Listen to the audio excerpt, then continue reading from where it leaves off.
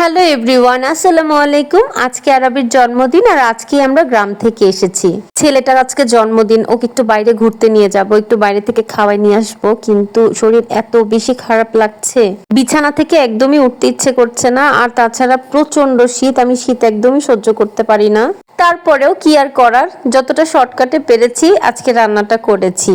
পোলাও রান্না করেছি, chicken fry করেছি, কারণ চিকেন ফ্রাই আরবি আরিশ দুইজনেই অনেক বেশি পছন্দ করে। শীত হোক আর গরম হোক, আমি গরম গরম খাবার খেতে অনেক বেশি পছন্দ করি। গরম গরম পোলাওয়ের সাথে মুচমুচে চিকেন ফ্রাইটা খেতে অনেক বেশি মজা লাগছিল।